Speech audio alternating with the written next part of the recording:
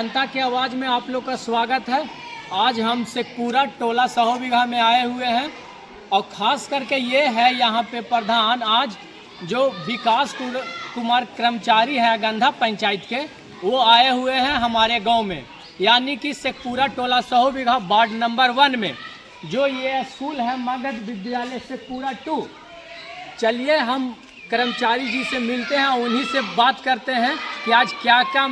किस चीज़ का मीटिंग है और क्या क्या यहाँ पे होने वाला है। नमस्कार सर जी, यहाँ पे किस चीज़ का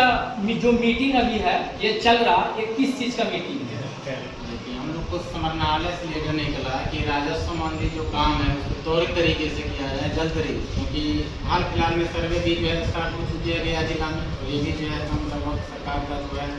कि जून जुलाई तक जो है 2025 तक हम समाप्त करेंगे। उसके तहत उससे पहले जो भी राजस्व संबंधी काम होगा हम लोग चाहते हैं उसका जो भी जितना जल्दी हो सके उतना जल्दी निष्पादन कर दें। इसलिए आज हम कैंप लगाए हैं गंधा पंचायत का है, तो यहीं से स्कूल में ही गए। इस स्कूल में या आज जो मीटिंग रखा है इसमें क्या क्या जनता को आप बताएं, किस तरह जो जमीन विवादित जमीन हो वो किस तरह से सोल्व किया जाए। सबसे पहला अगर लंबी दाखिल खारिज वगैरह है तो ऑनलाइन प्रोसेस होता है, बताया गया आपके पास अगर के बाद अभी तक रसीद वगैरह नहीं कटवाए हैं ऑनलाइन आवेदन कीजिए। उस हिसाब से अगर वंशावली वगैरह की ज़रूरत है जनप्रतिनिधि खासकर जो पंचायत के जो सरपंच है और ये पंचायत सचिव है उनसे मिलकर वंशावली वगैरह होता है दाखिल खारिज करने भी, और जो सर्वे में भी अपना जो भी उनके नाम के पिताजी या दादाजी के नाम की जमीन है सर्वे में भी उनको सहूलियत मिलेगी। खासकर ये एलपीसी वगैरह जो होती है जो सरकार द्वारा अधिग्रहण किया जाता है लोन वगैरह के लिए, जो भी एलपीसी वगैरह होता है वो भी आपका ज़मीन का रसीद वगैरह कट रहा है तो एलपीसी के लिए भी हम बता रहे हैं अपना एलपीसी वगैरह भी कटवा सकते हैं ज़मीन रसीद। और जो ज़मीन का जो जहाँ तक विवाद रहा तो जो सरकारी ज़मीन पे जो अगर विवाद किया तो उसके लिए आप लोग अंचल में आवेदन दीजिएगा। जैसे कितना होता है कि कहीं के सरकारी ज़मीन आवागमन के लिए रास्ता है उसको कुछ गाँव के लोगों द्वारा रोक दिया गया या बाधित कर दिया गया, उस कंडीशन में आप लोग आवेदन दीजिए ताकि हम उसके ऊपर जो है हमें बड़े पदाधिकारी सूचित कर सके और उस पर जल्द एक्शन लिया जा सके जो है अतिक्रमण या फिर किसी प्रकार के। मान लीजिए सर गांव में घर है और गांव में रास्ता जो आने जाने का जो पहले से छूटा हुआ है दादा परदादा से, उसको लोग जो अभी घर बना रहे हैं वो 5 फीट 10 फीट चढ़ के गली में बना दे रहे हैं, उस पे क्या है, उस पे क्या एक्शन लेना चाहिए? निगरानी तक कर रहे हैं जहाँ तक हमारे संज्ञान में आता है उस कंडीशन में, या आप लोग अगर संज्ञान में ऐसा आता है कि कोई रोड पे अतिक्रमण वगैरह कर रहे हैं जिससे आवागमन में आम जनता को कठिनाई होगी, उसके लिए तुरंत जो है आप आवेदन दीजिए अंचल कार्यालय में, उस हिसाब से स्थल जाँच किया जाएगा और उस हिसाब से आगे प्रोसीजर किया जाएगा। और अगर स्थल जाँच के दौरान पता किया जाता है अमीन अंचल के नापी में तो सचमुच सरकारी जमीन को अतिक्रमण किया गया ताकि अतिक्रमण बाद चलाया जाए। सरकारी जमीन बहुत सारा है, उसको लोग घर बना लिए अभी, वो सरकारी है। जब बगल में जो सरकारी जमीन जो घर बना लिए हैं उसका क्या प्रावधान है? देखिए, सरकारी जमीन में अगर घर बनाया है तो सबसे पहले अगर जो आदमी घर बनाया है वो अगर भूमिहीन श्रेणी में अगर आते हैं जी, अगर भूमिहीन श्रेणी में जैसे आते हैं तो इससे भी हम अभियान बसेरा के तहत आपका धंधा में अच्छे खासे लोगों को जो है बंदोबस्ती के लिए आगे भेजे हैं बना करके, जो मांझी वगैरह है जो भूमिहीन है जो सरकारी में बना के वर्तमान में रह रहा है, जिसके पास एकदम बिल्कुल जमीन नहीं है उसके लिए हम भूमिहीन, तो अगर जिस सरकारी जमीन पे वर्तमान में बस रहे हैं जो भूमिहीन है वो भी आवेदन दे, या हम जो है अपना निरीक्षण क्रम में भी पाते हैं अगर वो भूमिहीन है सरकारी जमीन में रह रहे हैं तो उसको बंदोबस्ती के लिए हम लोग जो है बंदोबस्ती पर्चा भी उपलब्ध करवाएं। मान लीजिए सरकारी जमीन और उसके बगल में मान लीजिए मेरा जमीन है, जो सरकारी जमीन जो हथियाए हुए पहले से तो रह भी रहे और वो चढ़ के 1 कट्ठा में और मेरे ही जमीन में 1 कट्ठा और चढ़ गए हैं, और जब नापी वगैरह हुआ वो सरकारी अमीन या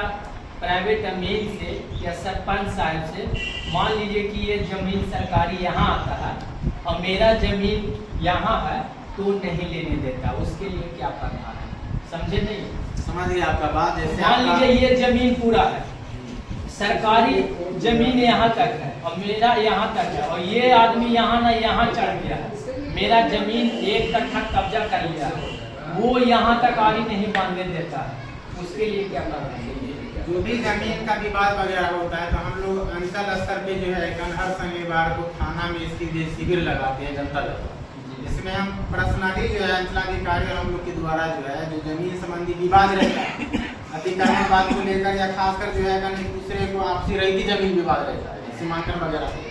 इसके लिए आप आवेदन दीजिएगा। हम दोनों पक्ष को नोटिस करते हैं, जो आवेदन बाकी हुआ तो प्रतिवाद या दोनों को बुलाया जाता है, उसमें बताया जाता है कि आप इसके जमीन पे ये इसके जमीन पे दूसरे के जमीन में घुस जाए 20,000 का अपना कागज, उस हिसाब से अगर पता चलता है तो अमीन को भेजा जाता है, नापी में पता चलता नहीं वो अगर दूसरे के जमीन में घुसा है तो फिर उस हिसाब से हम आगे का कार्रवाई करते हैं। चलिए, जनता दरबार में आवेदन दे सकते हैं शनिवार को, जनता दरबार प्रत्येक शनिवार थाना में बेलागंज। ये तो हो गया सरकारी काम। जो नया जो जिसका अपना जमीन है उसको क्या तरीके से ऑनलाइन किया जाता है, रसीद काटा जाता है, विवादित जमीन है वो सब किस तरह से? बहुत स्तर पर देखा गया है कि जमाबंदी जो रैयत का जमीन का ऑफलाइन रसीद कटा है कर मैनुअली जो कटा है, लेकिन ऑनलाइन चढ़ा ही नहीं जिसके कारण नहीं चढ़ मतलब रसीद नहीं कट पाए। उसके लिए भी हम आए हैं कि आप लोग जो भी जमीन है अगर रसीद नहीं कट रहा है, खतियानी जमीन है, खतियान अमलगुजारी रसीद वगैरह सब परिमार्जन करवा के दीजिए, आगे भेजा जाएगा डीसीएलआर साहब यहाँ, वहाँ से आदेश के बाद आपका जमीन ऑनलाइन चढ़ेगा और अमलगुजारी रसीद। जिसका खेत ऑनलाइन नहीं है वो किस तरह से ऑनलाइन किया जैसे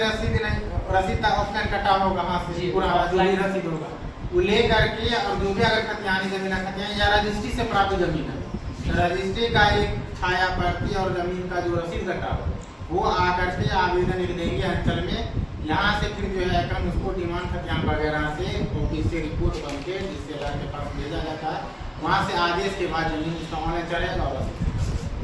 विभाजन में जो नाम गलत हो जाता है, यादव है वो यादव के जगह पे सिंह हो गया, सिंह के जगह पे मांझी हो गया, ये सब जो सुधार करने के लिए है वो किस तरह किया जाता है उसके बारे में आप जानकारी दीजिए। अभी विभाग द्वारा जो है एक नया पोर्टल लॉन्च किया है अपडेट करके परिमार्जन प्लस, उसके तहत आप आवेदन कर सकते हैं। जैसे अभी बताएं आपकी ऑनलाइन में कुछ गलत हो गया, जाति गलत हो गया या सरनेम गलत या नाम गलत है या खाता प्लॉट गलत है या छूटा, इस कंडीशन में परिमार्जन प्लस पोर्टल पे आप साइबर कैफे से या पुलिस से भी अप्लाई कीजिए। उसमें जो भी त्रुटि है उसमें आप खुद एंट्री कीजिए, जो भी स्पेलिंग है यादव है सिंह कर दिया या सिंह से यादव कर दिया वो आप खुद ही डालिए, नाम का स्पेलिंग भी खुद डालिए, जो खाता या प्लॉट जो छूटल है वो सब प्लॉट भी डालिए। उसके बाद वो सीओ लॉगिन पे जाता है, उसके बाद वहाँ से फॉरवर्ड होकर मेरे लॉगिन पे कर्मचारी लॉगिन पे मेरे द्वारा जमाबंदी से जांच किया जाता है कि जमाबंदी में सही है, अगर सही रहता है जमाबंदी में और अगर आवेदन आया है कि इसको सुधार करवाना है उसको फिर जमाबंदी के अनुकूल जो है हम आगे सही फॉरवर्ड कर देते हैं आरोप पे, वहाँ से फिर वापस सीओ सर पे जा करके फाइनल ऑर्डर होते ही पूरा सही। ये सब जो अथी है काम वो कितना दिन में हो जाता है? अब जो है ये मंच का परिमार्जन प्लस है, इससे काम और जो है जो सुधार वगैरह या परिमार्जन का वो और जो है तेजी से होगा, क्योंकि पहले परिमार्जन पे हम लोग के लॉगिन पे ऐसा कुछ शो नहीं करता था कि कौन आवेदन किया और कौन नहीं, पर्सनली हम लोग के लॉगिन। लेकिन ये जो अभी लॉगिन आया है परिमार्जन प्लस का, इसमें जैसे आप आवेदन करते हैं परिमार्जन के लिए सीओ से या सीओ से फॉरवर्ड करके मेरे लॉगिन पे यहाँ पे शो करता है, तो ये ज़्यादा सुविधाजनक है। और सबसे पहले ये जो है अच्छी बात इसमें है क्या वो क्या क्या डालना है, क्या क्या सुधार करना है, वो चीज़ मतलब रैयत खुद एंट्री कर सकते, एक बार में सारा काम पूरा रहेगा। जो भी चीज़ आप खुद एंट्री कर, नाम संबंधी हो वो भी आप डाल दीजिए, प्लॉट संबंधी वो भी डाल दीजिए,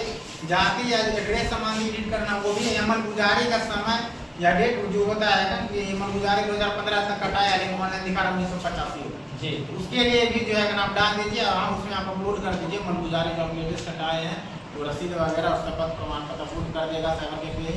मेरे लॉगिन में जैसे आएगा हम जो है उसको तत्काल फॉरवर्ड करेंगे अपने उच्च अधिकारी पे, वहाँ से फॉरवर्ड होगा सीओ सब जब करेंगे आपको डेट पे सब सही से।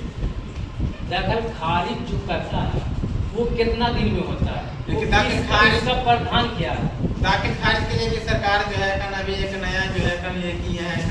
लॉन्च किया है सॉफ्टवेयर, इसमें अब दाखिल खारिज पहले की अपेक्षा अधिक जो है रिजेक्शन वगैरह तो नहीं होगा और काम भी तेजी से होगा, क्योंकि दाखिल खारिज में जो प्लॉट आप जो दाखिल खारिज करवाइएगा वो प्लॉट ऑनलाइन चढ़ा हुआ होना चाहिए और उसका डिमांड वगैरह भी कायम होना चाहिए, क्योंकि अप्लाई करते वक्त हम नया दाखिल खारिज का जो सिस्टम अपडेट किया है तो उसमें जो भी आप अप्लाई कीजिएगा उसमें आपको डिमांड नंबर वगैरह चूज किया जाता। पहले ये सिस्टम नहीं था, किस डिमांड से आपका जमीन घट के आपके नाम पे आएगा, ये वगैरह नहीं था। अब दिया आएगा कि कौन सा डिमांड से जमीन खरीद रहे हैं वो चूज कीजिए, खाता प्लॉट रकबा ऑनलाइन चढ़ा आएगा तभी आप अप्लाई कर सकते हैं। अप्लाई करने के बाद आपको केस नंबर अभी जो है कल नहीं आता, अप्लाई करने के बाद आपको एक टोकन नंबर मिलता है, अभी केस नंबर नहीं मिलेगा। वो सीओ लॉगिन पे रहता है, सीओ लॉगिन से जैसे हम लोग के लॉगिन पे आता है तो उसमें हम लोग चेक करते हैं डिफॉल्ट चेक, डिफेक्ट किसी प्रकार का त्रुटि तो नहीं, जमाबंदी वगैरह से हम खुद एक बार मिलान करके चेक कर किया जाता है कर्मचारी स्तर से। किसी प्रकार का त्रुटि अगर मिल गया, मान लीजिए किसी का सहमति वगैरह या किसी प्रकार का त्रुटि की खाता प्लॉट का रकबा गलत है, उसको वापस हम रिटर्न कर देते हैं अपने अधिकारी पे, सीओ लॉगिन पे, और वहाँ से वापस रैयत के लॉगिन पे चला जाता है, जहाँ से आप अप्लाई किए ना वहीं वापस रिटर्न। और वो चीज़ हम उसमें इंडिकेट करते हैं आपको क्या डॉक्यूमेंट और लगाना, वो चीज़ लगाइएगा दोबारा, फिर वहाँ से फॉरवर्ड होकर सीओ लॉगिन पे आएंगे, सीओ सर के लॉगिन से कर्मचारी लॉगिन पे आएंगे, उसके बाद जो है अगर उसको आगे स्वीकृति के लिए। जनता को कैसे पता चलेगा कि हम जो ऑनलाइन किए हैं उसमें जो त्रुटि है उसको कितना दिन बाद पता चलता है? उसके लिए अप्लाई करने पर जो है अधिकांश त्रुटि तो अब हट ही गया, क्योंकि जो खाता प्लॉट ऑनलाइन चल रहा है उसी का अप्लाई कर सकते हैं, डिमांड हर दिन चूज किया जाता है। अधिकांश हमको त्रुटि होना ही नहीं चाहिए, तो किसी प्रकार त्रुटि है तो ऑनलाइन करते वक्त उनसे मोबाइल नंबर वगैरह मांगा किया जाता है, साइबर कैफे से अप्लाई करता जाता है आगे करने के लिए, उसमें मोबाइल नंबर वगैरह मांगा किया जाता है, उससे मैसेज भी चल जाता है कि आपको जो है जो केस अप्लाई के दाखिल कार्ड में जो टोकन नंबर मिला उसको वापस त्रुटि के लिए वापस रिटर्न किया गया, त्रुटि मिला, जिस समाधान के लिए जो त्रुटि जिसके लिए हुआ है वो डॉक्यूमेंट वहाँ अपलोड कीजिएगा, मैसेज वगैरह आ जाएगा मोबाइल पे, वो अपलोड करके फिर आगे फॉरवर्ड आएगा तो। सर यहाँ पे जो अभी सर्वे हो रहा है बहुत जानकारी और बहुत ये महत्वपूर्ण है, जो सर्वे बहुत सारा ऐसा है कि जमीन विवादित है, तो ये सर्वे किस तरह से होगा? सर्वे का स्टार्ट हो चुकी है, हर पंचायत जागरूक करने के लिए सरकार द्वारा जो है जिला से हर प्रखंड के लिए जो है अलग से जो है सर्वे के लिए आदमी मतलब जो है सर्वे का अमीन हो या फिर बंदोबस्त पदाधिकारी हो या लिपिक वगैरह हो, डायरेक्ट जिला से नियुक्त हुई। अगर किसी भी जनता या पब्लिक को किसी प्रकार की जानकारी प्राप्त करना है सर्वे के संदर्भ में, पंचायत सरकार भवन लोधीपुर में वो सभी लोग रहते हैं, आवास हम लोग का वहाँ से जान के विस्तृत जानकारी दे सकते हैं। और बात रहा पंचायत में, तो हर पंचायत का एक डेट मिला, उस पंचायत को कैंप लगाएंगे और जनता को जागरूक करेंगे कि सर्वे किस मतलब आधार पे होगा और मतलब क्या क्या तैयारी करके रखना है सर्वे से पहले जनता को। यहाँ आपका गंधा में भी जो है डेट मिला ही होगा पंचायत का सर्वे के लिए, नहीं तो हम लेकर बता देंगे 27 तारीख को 27 अगस्त को जितना भी ग्रामीण है आप लोग रहिएगा, क्योंकि उस दिन सर्वे के जो भी आदमी बंदोबस्त संबंधी बंदोबस्त पदाधिकारी नंदा पंचायत में शिविर लगाएंगे और उसमें विस्तृत जानकारी देंगे कि सर्वे कैसे होगा, किस आधार पे होगा, आप लोगों को क्या क्या जो है पहले से तैयारी करके रखेंगे ताकि सर्वे मतलब सफल हो सके। और जहाँ तक बात रहा सर्वे की इस प्रकार से होगा, तो सर्वे तो अब हवाई सर्वेक्षण ही होगा, और जो ऐसा कंडीशन रहेगा जो स्थल पे आके अमीन वगैरह भी करेंगे, और साथ ही सब जो है पूरी तरीके से इसमें डिजिटलाइज होगा। जो विवादित जमीन है उसको सर्वे किया जाएगा या नहीं? जहाँ तक विवादित जमीन है तो उसमें देखा जाएगा कि आपस में लोगों मतलब जो है रही जमीन में आपस में स्थलीय विवाद है या कोर्ट वगैरह भी मामला चल रहा है, कोर्ट वगैरह में मामला चलेगा, अगर कोर्ट वगैरह से ऐसा कुछ मामला होगा तो उसके निर्णय के बाद ही उसमें जो है निर्णय लिया जा सकता है। उस कंडीशन में ऐसा उसको टेम्पोररी तक के लिए छोड़ दिया अगर कोर्ट वगैरह से विवाद हो रहा है। और अगर यहाँ जो है स्थल संबंधी विवाद हो तो उसके लिए हम पहले बता चुके, आप लोग आपसी सहमति बना लीजिए वंशावली वगैरह। और अगर नया सर्वे हो तो उसमें आपको दादा पिताजी के नाम पे जमीन हो और वो भी वर्तमान में नहीं है, तो आपस में कोशिश कीजिए आप लोग बंटवारा करके अपने नाम पर ही सर्वे में अपना कर। जो आरी के मामला है, जो देहात में बहुत तरह से आरी काटने के मामला होता है, कोई इधर से काट लिया 1 फीट तो उधर से काट लिया 5 फीट, वो जो आला था वो बन गया आली, उसको क्या है, उसको किस तरह से सोल्व किया जाएगा? देखिए मात्र आरी खतने का था, ऐसा जो है खतियान तक पूर्व में तो RS यहाँ हुआ है, उसमें सर खतियान में तो लिखा होगा 10 डिसमिल या 15 डिसमिल, भले उसको काट करके 15 से 20 कर दिया, लेकिन जो खतियान में जो कागज में जो दर्ज है, खतियान में जो दर्ज है रकबा वो तो कम बेसी हो सकता है। तो खतियान में भी पहले देखेगा कितना जो है रकबा, और स्थल में भले उसको काट दिया हो या भर दिया गया हो, पता चल जाएगा वो कितना काटा हो कितना भरा, उसी हिसाब से